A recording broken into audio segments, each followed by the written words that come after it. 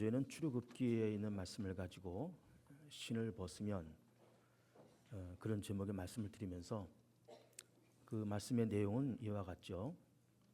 우리는 쉽게 그리고 평범하게 그렇게 지나가는 모든 것들을 다시 한번 돌이켜 보면 그 모든 것이 참 귀하고 소중한 것이 있다. 때로는 거룩한 것까지 있다. 그런 말씀을 드리면서 그러면서 그 가운데 무엇보다도 자기 자신이다. 이런 말씀을 드렸습니다. 나 자신이 하나님 앞에서 얼마나 소중한 존재고 하나님의 내게 거는 기대가 얼마나 크냐, 또 하나님께서 내게 주신 그 사랑이 얼마나 크냐라고 하는 것을 깨달으면서 인생을 그냥 우리는 쉽게 살지 말고 우리는 의미 있게 가치 있게 인생을 살아야 된다. 이제 그런 내용의 말씀을 지난주에 드린 바가 있습니다. 오늘 로마서 5장 말씀을 가지고 지난주에 드린 말씀과 비슷한 내용으로 아마 말씀이 흘러갈 겁니다. 한번 들어보시고 편안하게 앉으셔서 설교를 경청해 주시길 바랍니다. 세상 사람들이 살아가는 모습은 대체로 이렇게 살아갑니다. 이제 어렸을 때, 젊었을 때는 학교들을 다니고, 그리고 이제 20살 넘어서 남자들은 군대를 갔다 오고 혹은 대학을 가고 그러면서 취업도 하고 그러면서 한 30살 안팎에 결혼을 해서 아이들을 낳고 또 열심히 돈 벌고 아이들 기르고 그러면서 살아갑니다. 그러면서 나이가 50대, 60대 되면은 아이들이 이제 크면서 또 아이들을 출가시키고 그러다 보면은 우리는 벌써 노년의 때가 들어오고 그렇게 한 7, 80년 혹은 그 이상 살면서 세상을 끝나는 것이 우리의 삶인 거죠. 그러면서 젊어서는 공부하고 결혼하고 아이 낳고 기르고 또 재테크도 해가면서 나름대로 모든 사람들이 다 열심히 그렇게 살아갑니다. 취미생활도 합니다. 자기 야망과 꿈을 위해서 앞으로 달려가기도 합니다. 어쨌든 모든 사람들이 다 열심히 살아갑니다.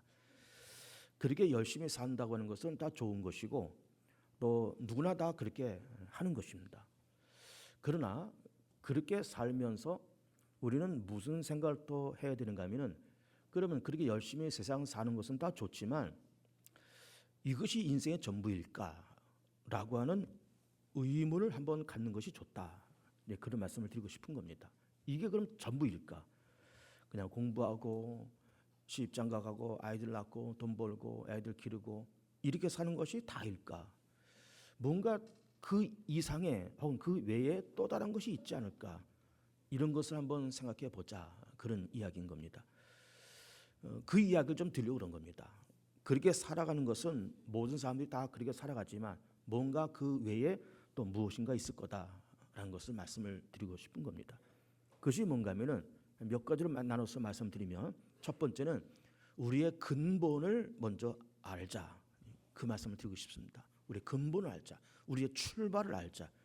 우리의 근본과 우리의 출발이 어디서부터 시작되는가라고 하는 것을 한번 알아보자라고 하는 것이죠. 그래서 로마서 11장 36절 말씀 보면 말씀이 이렇게 기록되어 있습니다. 이는 만물이 주에게서 나오고 주께로 말미암고 또 주에게로 돌아감이라. 그에게 영광이 세세에 있을지어다. 그러면서 여기서 말씀하는 그 만물이라고 하는 것은 사람을 비롯한 모든 피조물 만물을 다 지칭한다고 볼 수 있습니다. 모든 것이 사람을 비롯한 모든 창조물이 하나님께로부터 나왔다. 또 그로 말미암아 살고 있다. 그리고 마지막에 그에게로 돌아간다. 그러면서 나와서 그로 말미암아 살고 그에게로 돌아갑니다.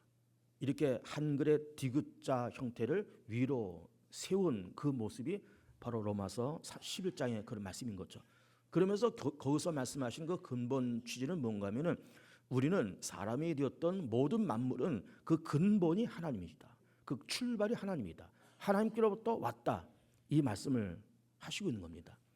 뿐만 아니라 시편 139편 말씀 보면 주께서 내 장부를 지으시며 나의 모태에서 나를 조직하셨나이다. 그 장부를 지으셨다고 할 때 그 장부는 우리의 오장육부를 얘기하는 거예요. 우리가 어머니 배에 있을 때 하나님께서 우리를 조직하시고 우리의 오장육부를 하나님께서 지으셨다는 겁니다. 그러니까 이 로마서 11장에 있는 말씀과 시편 139편에 있는 말씀을 이렇게 놓고 보면 결국 이 두 군데서 말씀하시는 그 근본 취지가 뭔가 하면은 우리의 근본과 우리의 출발은 하나님이시다. 그 하나님께로부터 우리는 출발되었고 하나님께로부터 지음받아서 우리가 지금 여기까지 왔다라는 말씀을 하시고 있는 거예요.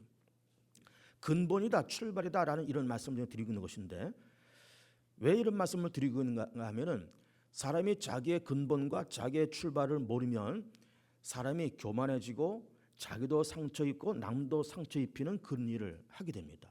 자기의 근본과 출발을 분명히 알아야 돼요. 그 근본과 출발을 잘 알아서 좋은 인간관계 속에서 성공하는 사람이 있는가 하면은 그 관계 속에서 깨어지는 그런 경우도 있습니다. 두 가지 경우를 제가 다 얘기를 해볼게요. 우선 깨어진 경우를 얘기를 해볼게요. 우리가 잘 알고 있는 아브라함은 나이 75세에 고향을 떠납니다. 그러면서 하나님께서 말씀하시기를 너는 너의 본토 친척 아비집을 떠나서 내가 네게 지시하도록 가라고 말씀하시면서 그 말씀에 순종해서 떠나는데, 하나님께서 더불어서 무슨 말씀하시는가 하면은 내가 너의 민족을 내가 많게 할 것이고 너의 후손이 바다의 모래같이 하늘의 별처럼 내가 많게 하리라. 그 약속을 믿고 아브라함은 고향을 떠났습니다. 나이 75세. 10년이 지났습니다. 85세가 됩니다. 10년 지나도 아이가 생기질 않습니다. 마음이 조급해집니다. 그래서 하나님께서 분명히 나한테 자식을 주면서 하늘의 별처럼 바다의 모래처럼 많게 하시겠다고 약속하셨는데 나이 85세가 되도록 자식이 없는 것을 보면서 안타까워서 급한 마음으로 인간적인 판단과 생각으로 집안의 애굽 여자 몸종 하갈을 통해서 이스마엘이라는 아들을 이제 낳습니다. 이거는 하나님의 약속에 의해서 낳은 아들이 아닙니다. 아브라함의 순수한 자기의 생각과 자기의 사적인 생각과 판단으로 낳은 그런 아들이에요. 그런데 이 아들을 낳은 하갈이 그의 근본과 출발이 뭡니까? 그 집안의 종입니다. 여종이에요. 아브라함을 섬기고 자기 여주인인 사례를 섬기는 여종입니다. 그런데 이 하갈이 이스마엘을 낳고 나서 자기가 섬겼던 여주인을 학대하고 핍박하고 무시하기 시작합니다. 이것이 발단이 되어서 사라가 자기 남편 아브라함한테 이만저만해서 하갈 때문에 이 집안에 갈등이 생기고 내가 몸종한테 이렇게 무시와 천대를 당한다. 저 여자를 내쫓아라. 그래서 아브라함이 결국 이 하갈과 이스마엘을 집안에서 내쫓습니다. 우리는 그 관계를 가만히 보면 우선 하갈이라는 여자를 보면 자기의 출발과 근본은 자기는 애굽 여자입니다. 이방 여자입니다. 그리고 자기는 그 집안에서 일하는 종이에요. 좀 속된 말로 부엌대기였습니다. 그랬던 이 여자가 어쨌든 아브라함의 간택을 입어서 그러면서 그 집안에 대를 잇는 아들을 낳았지만 그의 출발은 어디까지나 종이에요. 그래서 비록 아들을 낳긴 낳았지만 그래도 아브라함의 위치를 인정해주고 사례의 위치를 인정해주면서 어쨌든 내가 섬겼던 저 여인 사례가 어쨌든 아이는 낳지 못하지만 내가 섬기고 있는 여주인이 아니냐. 그러면서 자기의 근본을 인정하고 사례의 입장과 사례의 모든 위치를 인정하고 존중해주고 자기는 근본으로 자기는 종이었다고 하는 자기의 출발과 자기의 근본을 인정하면서 그렇게 살았다 그러면은 별 문제 없이 살았을 것이고 뭐 서로 다툼이 생기고 그 집안에 갈등이 생기고 뭐 내쫓고 내쫓기는 그런 일이 안 생겼을 텐데 결국 이 하갈이 자기의 근본과 출발을 망각하면서 결국 그런 어려운 일이 그 집안에서 일어나게 되었던 거죠.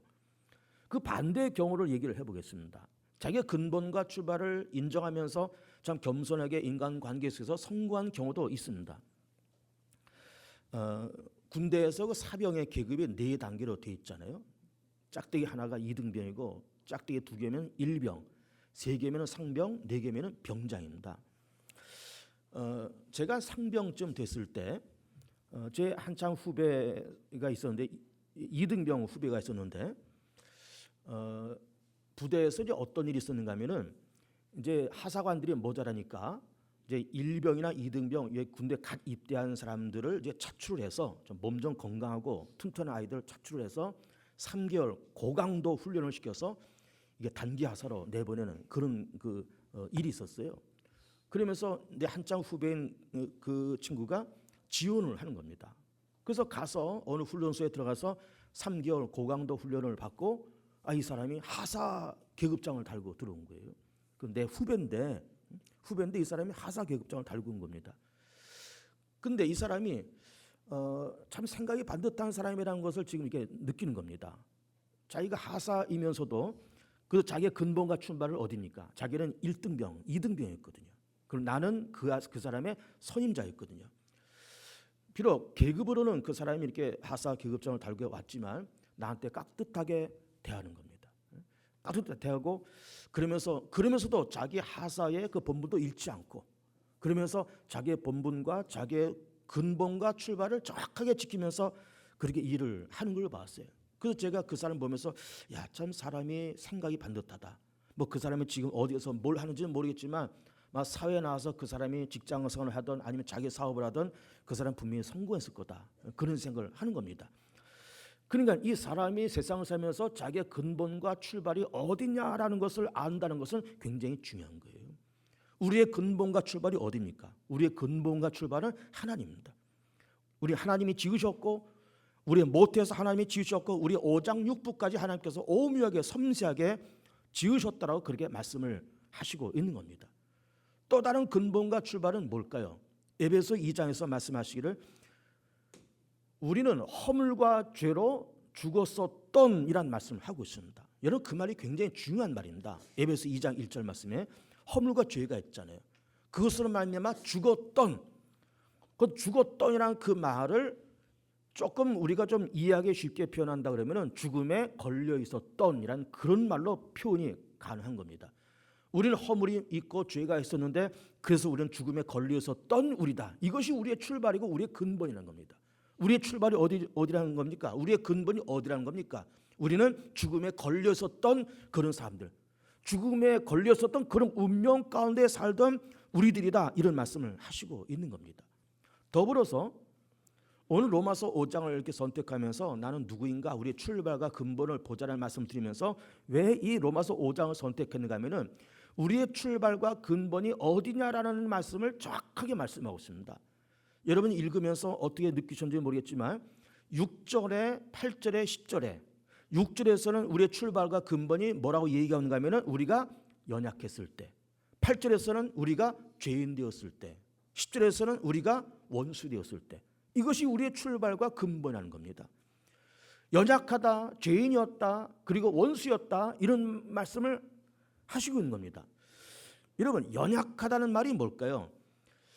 우리는 다 생각으로는 사람은 정직하게 살아야지, 법을 지키면서 살아야지, 사람이 좀 성실하게 좀 사람답게 좀 그렇게 살아야지, 우리 그렇게 생각하고 그렇게 말은 하지만은 그렇게 정말 의롭고 성실하게 정직하게 살지를 잘 못합니다. 왜 그럴까요? 연약하기 때문에 그래요. 의롭게 살고 싶지만 연약해서 의롭게 살지 못하고, 선하게 살고 싶지만 연약해서 선하게 못 살고요. 정직하게 살고 싶지만 법을 지키면서 그렇게 살고 싶지만 연약해서 우리는 다 그걸 못합니다. 연약해서 그렇습니다. 그래서 두 번째는 죄인 되었을 때라는 말씀을 하시고 있는데 연약하기 때문에 죄를 짓는 거예요. 연약하기 때문에. 왜 죄를 짓느냐? 왜 죄를 짓느냐? 연약하니까. 여러분 보세요. 그 대표적인 예가 선악과 사건입니다. 선악과 사건이 하나님께서 선악과를 이렇게 주시면서 이거 먹지 말아라, 이거 따먹지 마라, 먹으면 죽는다 이렇게 말씀하셨는데 결론적으로 얘기하면은 아담과 하와가 선악과를 따먹잖아요. 왜 따먹었을까요? 연약하니까. 그러니까 연약하니까는 따먹고 연약하니까는 죄를 짓는 거예요. 다윗은 골리앗을 쓰러뜨린 장군 아닙니까? 사울 왕의 핍박을 피하면서 수년간 마음고생, 몸고생을 많이 한 사람 아닙니까? 그럼에도 불구하고 한 여인의 미혹을 넘지 못합니다. 그 바스바라는 여인의 미혹을 넘지 못해요. 왜 그럴까요? 연약하니까. 연약하니까 죄를 짓습니다. 그러니까 우리의 근본과 출발이 어디냐라는 말씀을 이렇게 드리고 있으면서 우리의 근본과 출발은 연약한 존재였다. 그리고 우리는 죄인이었다. 그리고 더불어서 뭐라고 말씀하고 있는가 하면은 원수였을 때, 우리가 원수 되었을 때, 이게 우리의 근본이고 우리의 출발이라는 거예요. 그 우리가 원수라는 말을 이렇게 보면은 하나님이 우리를 원수 취급하시기 때문에 이런 말씀하실까? 그 말이 아닙니다. 우리가 하나님을 원수 취급했느냐? 그 말이 아니에요. 여기서 원수라고 하는 말은 그만큼 관계와 사이가 멀다 그 말이에요. 멀다 그 말이에요. 여러분 친구는 가깝잖아요. 그리고 또 가족은 가깝잖아요. 근데 원수는 멀잖아요. 그래서 원수라고 하는 말은 그만큼 하나님과 우리와 어떤 관계성 속에 들어오기까지 그렇게 먼 관계 속에 있었다 그 말. 이것이 우리의 근본과 출발이었다 이 말입니다. 그런데 그것이 근본과 출발이었지만 그럼에도 불구하고 하나님께서 우리를 선택하시고 하나님의 사랑이 우리 가운데 부음받았다는 말씀 하시고 있습니다. 오늘 이 본문에서 우리 5장을 읽으면서 5장 5절에서 하나님의 사랑이 우리 마음 가운데 부음받았다. 그 부음받았다는 말이 뭔가 하면은 우리가 그렇게 근본과 출발이 그러함에도 불구하고 하나님 우리를 선택하시고 또 우리를 사랑하시고 우리를 구원하시고자 예수님을 이 땅에 보내시고 그리고 예수 그리스도로 말미암아서 우리를 구속하시고 그래서 하나님의 은혜로 값없이 의롭다 하심을 얻게 되었기 때문에 하나님의 사랑이 우리 마음 가운데 부음받았다는 말씀을 하시고 있는 겁니다.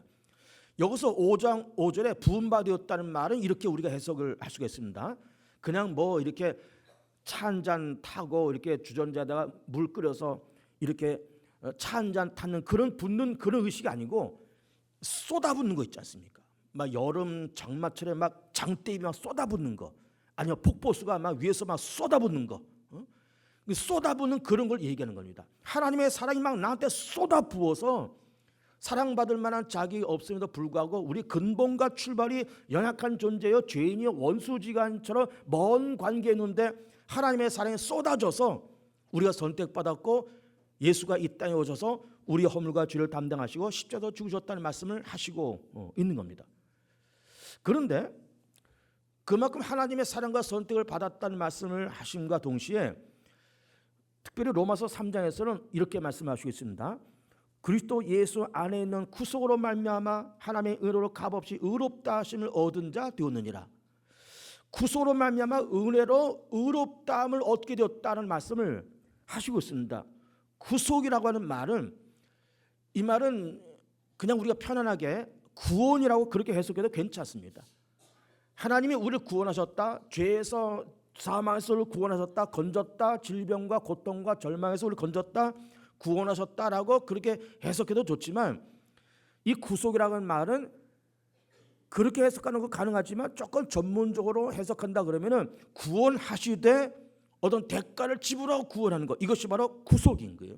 하나님이 우리를 죄에서 건지고 우리 질병과 사단의 올무에서 건질 때 그냥 건진 것이 아니라 어떤 대가를 지불하고 건지는 것, 이것이 바로 구속인 겁니다. 그런데 그럼 우리가 죄에서 구원받았다, 사망에서 구원받았다 할 때 대가로 지불했다고 할 때 그 대가가 뭔가 하면은 하나님은 당신의 아들 예수 그리스도의 십자가의 희생입니다. 그 희생을 대가로 지불하고 당신의 아들을 내어주고 당신의 아들의 핏값을 지불하고 핏값을 지불했다는 것은 생명을 지불했다는 거예요. 하나님은 당신의 아들의 생명을 대가로 지불하고 우리를 죄에서 사망에서 우리를 건졌다, 구원했다. 그래서 하나님의 은혜로 값없이 우리는 의로운 자가 되었다는 말씀을 하시고 있는 겁니다. 참 놀라운 얘기죠. 그런데 대가로 지불했다고 하는 것은 이것 또한 우리가 여기서 그냥 넘어가면 안 되고 대가로 지불했다고 하는 것은 그만한 가치가 있기 때문에 지불했다 그 말이에요. 예를 들어서 중형차 한 대가 한 3천만 원 가까이 할 텐데 그럼 우리가 중형차 한 대 사면서 3천만 원을 지불하고 자동차 대리점에서 그걸 우리가 사잖아요. 그러면은 그 중형차 2000cc 자동차 3천만 원쯤 되지 그만한 가격이 돼라고 그 가치를 인정하니까는 3천만 원을 기꺼이 지불하는 거예요. 마트에 가서 물건을 사면서 10만 원어치 물건을 샀습니다. 카드로 10만 원을 끊었습니다. 내가 이게 장바구니에 뭐 요즘 명절에서 뭐 먹을 거 뭐 이런 거 하기 위해서 물건을 장만했다. 10만 원어치 내가 카드로 긁어서 이걸 사야 되는데 이거 10만 원어치 물건이 되지 10만 원어치 가치가 되지라고 생각하니까는 10만 원을 기꺼이 내가 지불을 하는 겁니다. 그만한 가치가 되니까는 지불하는 거예요. 그런데 우리는 정말로 예수님의 생명을 대가로 지불하고 건진받을 만큼 그렇게 가치가 있는 존재일까? 그렇지는 않습니다. 사실은 본래 출발과 근본이 그렇지 않다고 말씀드리고 있는 것 아닙니까? 연약한 자요, 죄인이요, 하나님과 원수요, 하나님과 관계가 멀고 거리가 멀리 떨어져 있고 그랬었는데 가치가 없는 우리들인데 그만큼 가치를 부여하고 의미를 부여하고 하나님의 사랑을 부여하고 자녀됨의 권세를 부여하고 내가 내 아들 예수의 십자가 희생과 예수의 생명을 지불하고 널 살 만큼 너는 가치가 사실 없지만 내가 가치를 지불하겠다라고 말씀하시면서 우리를 건지고 하나님의 자녀로 삼으신 것. 그것이 바로 우리 자신인 겁니다. 그것이 우리 자신인 겁니다. 그러면서 나는 누구인가라는 제목으로 계속 말씀드리면서 우리의 근본을 알자, 우리의 출발을 알자, 그런 말씀드리면서 또 하나님께서 우리 가운데 가치를 주셨다, 이런 말씀을 드리고 있으면서 동시에 내가 누구냐라는 것을 깨닫기 위해서는 우리가 분명히 결론적으로 세 가지가 필요합니다. 첫 번째는 하나님이 날 위해서 무엇을 투자하셨는가라는 것을 우리가 알 필요가 있습니다. 하나님이 날 이렇게 건져서 당신 자녀 삼기 위해서 무엇을 투자하셨는가? 하나님의 아들 예수의 십자가의 보혈, 예수님의 생명, 예수님의 십자가의 희생, 그 가치를 투자하고 우리를 당신의 자녀로 그렇게 불러주신 겁니다. 요즘 이제 명절철이 되어서 부모 형제를 만나기 위해서 가기도 하고 오기도 하고 다 그러는 계절인데, 또 우리는 5월달 되면 어버이날 가정주간 돼서 어버이를 찾아가고 또 이렇게 부모님한테 용돈도 드리고 선물도 해드리는 그런 때가 이제 오겠지만, 사실은 효도라고 하는 것도 어른의 은혜를 우리가 잊지 않는다는 것도 어떠할 때 우리가 은혜를 잊지 않는가 하면은 부모님이 오늘의 내가 있기까지 어떤 눈물과 어떤 땀과 어떤 희생과 어떤 고통과 어떤 물질을 투자했느냐라고 하는 것을 알 때에 부모의 은혜를 알고, 그것을 알 때에 진정으로 효도를 할 수 있는 것이고, 그거를 알 때 정말 철이 드는 것이고, 철이 드니까 알고, 아니까 철 들고, 아니까 철 들고. 부모가 나를 위해서 무엇을 투자했을까? 이거를 알 때 진정으로 효도도 할 수 있는 것이고, 부모의 은혜를 우리가 기억할 수 있는 것이고. 그런데 부모는 그 말을 자식한테 절대로 하지 않습니다. 절대로 하지 않습니다. 여러분 여기 부모님 대부분 다 앉아 계시지만은 아이들 기르면서 그 아이들 이렇게 앉혀놓고 내가 널 위해서 뭘 했다, 돈이 얼마가 들어가고 널 위해서 마음고생 한 건 내가 얼마고, 이거를 얘기하는 부모가 어디 있겠습니까? 얘기 안 하십니다. 안 합니다. 그러나 자식이 철들면서 아이들도 이제 크면서 시집장가 가고 자기들도 다 결혼을 하잖아요. 자기들도 애를 낳잖아요. 그 아이를 기르잖아요. 요즘 아이들 적게 낳는 때가 돼서 하나 낳고 둘 낳고 단 그런 때지만, 하나 낳고 둘 낳는 것도 마음고생과 돈, 거기에 드는 땀과 정성, 눈물은 한없이 들어가는 거예요. 그러니 요즘같이 풍요로운 시대에도 하나 둘 기르기 어려운데, 어려웠던 50년대 60년대 우리 어른들이 그때는 적게 낳았습니까? 셋, 넷, 다섯, 여섯씩 낳을 때인데, 그렇게 낳아가지고 그걸 길렀을 때 그 부모들의 눈물과 땀과 고생과 희생은 말로 다 할 수 없는 거예요. 그러나 그 말을 부모는 자식한테 단 한마디도 안 합니다. 저도 마찬가지. 우리 부모님이 너 기르냐고 내가 돈이 얼마 들어갔고 내가 마음껏 얼마나 했고 내가 어떻게 했냐, 한마디도 안 하셨어요. 한마디도 안 하시고 다들 돌아가셨어요. 그럼 나도 이제 커서 나도 장가가고 나도 아이 낳고 나도 이제 나이가 슬슬 들어가면서 고생들 참 많으셨겠다고 하는 생각을 해보는 겁니다. 참 고생 많이 하셨겠다. 그러니까는 하나님이 우리를 당신 자녀 삼기 위해서 그 쏟아놓은 그 투자는 이루 말할 수 없는 겁니다. 그 가장 큰 투자는 예수 그리스도의 십자가의 희생, 하나님의 사랑, 하나님의 선택, 그 엄청난 많은 것을 투자하고 우리를 당신 자녀로 그렇게 삼으신 겁니다. 두 번째는 그런가 동시에 그 투자하신 것도 하신 거지만은 우리 가운데 거는 기대는 상당히 많습니다. 그런데 중요한 것은 기대는 많지만 분명히 그 기대를 우리 가운데 말씀은 하지 않습니다. 참 놀라운 얘기 아닙니까?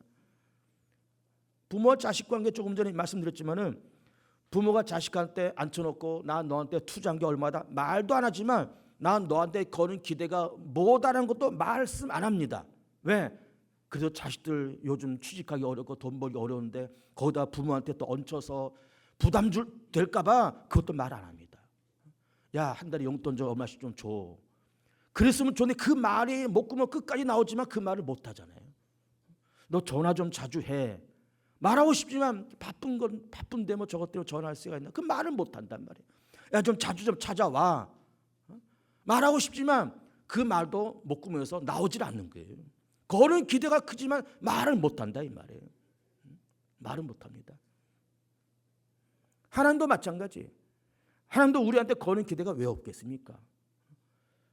그러나 하나님께서 우리 가운데 직접 말씀하지 않습니다. 철들면 알겠지. 크면 알겠지. 믿음 깊어지면 알겠지. 성령이 임하고 성령이 감동되면 알겠지. 그러면서 우리 가운데 투자한 것이 많고 거는 기대가 많지만 하나님께서 그것을 일일이 말씀하지 않습니다. 그러나 분명한 것은 부모가 자식한테 거는 기대가 있듯이 하나님도 우리 가운데 거는 기대가 분명히 있습니다. 그리고 많습니다. 많습니다. 박정호 목사를 보시면서 나 너한테 거는 기대 크다 많다 말씀하시죠. 뭐라고 말씀하지 않으시지만 그 기대가 얼마냐라고 그 분량을 말씀하지 않지만 나 기대가 크다라고 분명히 말씀을 하시고 있는 것을 늘 느끼는 거예요. 이걸 느낄 때마다 막 더 열심히 목회해야지, 더 열심히 기도해야지, 근데 더 열심히 살아야지 그런 생각을 늘 갖게 되는 거예요. 하나님이 거는 기대가 있습니다. 부모가 자식한테 거는 기대가 있듯이 하나님 우리 가운데 거는 기대가 너무너무 크다는 것을 우리가 알아야 되고 그 분량에 도달할 수 있는 몸부림이 분명히 필요한 겁니다. 마지막 세 번째로는 우리는 하나님의 분명히 필요합니다. 예수님의 십자가의 보혈이 필요하고 하나님이 필요하고 다 필요합니다. 다 필요한데 필요한 것 가운데 더욱더 필요한 것은 하나님이고 동시에 내가 하나님이 필요하고 내가 예배가 필요하고 내가 교회가 필요하고 믿음이 필요하고 기도가 필요하고 응답이 필요하고 성령의 은사가 필요하고 다 필요하지만 놀라운 것은 하나님도 우리가 필요하다는 사실이에요.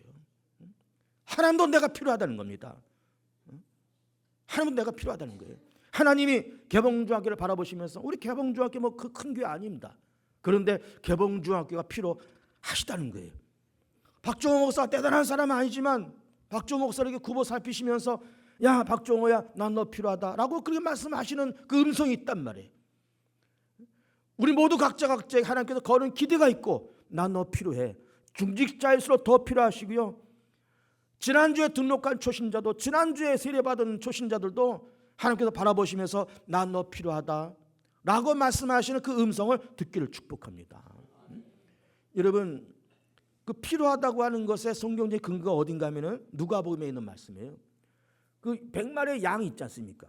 99마리 양인데 한 마리를 잃어버렸다는 겁니다. 그래서 이 목자가 그냥 99마리를 울타리에 집어넣고 한 마리를 찾으려고 막 들로 산으로 헤매다가 겨우 찾아서 이걸 등에 메고 친구들 초대해서 우리 함께 즐기자 그랬다는 거예요. 그 함께 즐기자 그 말은 뭡니까? 양 한 마리 찾고 한 통 냈다는 것 아닙니까? 한 통 냈다. 그리고 드라크마 얘기도 나오지 않습니까? 10개 드라크마가 있었다는 거예요. 어느 여자한테. 그 드라크마가 뭔가 하면 은전입니다. 은전. 은이 여러분 색깔이 이쁘잖아요. 반짝반짝하고 빛나고 희고 이쁘잖아요. 근데 이것이 돈도 돈이지만 이것이 하나의 장식품입니다. 여인들의. 이 은전 10개를 실이나 철사 같은 걸로 꿰서 이렇게 이마에 둘러서 장식품으로 쓰는 거예요. 액세서리로 쓰는 겁니다. 그러니 이게 10개를 꿰서 이렇게 액세서리를 끼고 다니다가 이렇게 촐랑촐랑거리다가 이게 툭 끊어졌다 이 말이에요. 그 이 10개가 다 후루룩 발바닥에 흩어졌습니다. 한 개가 어디 간지를 찾을 수가 없습니다. 뭐 장롱 밑에 들어간지 해서 이걸 막 쓸고 뭐 이렇게 막 등 비춰가면서 하나를 겨우 찾았다는 겁니다. 그래서 이 하나를 찾아서 친구들 초청해서 우리 함께 즐기자 그랬다는 거예요. 한동 냈다는 것 아닙니까?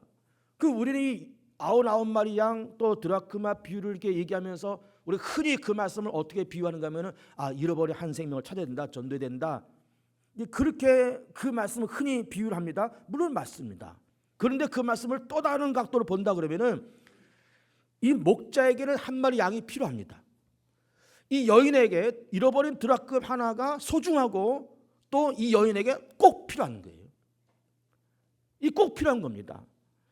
우리는 생각할 때 아니 99마리가 있지 않냐, 10드라크마 10개가 있지 않냐, 하나 정도 잃어버렸으면 물론 아쉽긴 하지만 뭐 잃어버렸다고 해서 뭐 집안이 망하는 것도 아니고 뭐 그렇게 생각할 텐데 그것이 아니라는 겁니다. 목자에게는 그 한 마리가 소중하고 필요하고 여인에게 잃어버린 드라크 하나는 소중하고 필요하고 그 이거를 찾아서 이걸 다시 꿰서 이게 이마에 쓰고서는 친구들 초청해서 한턱 냈다는 얘기입니다.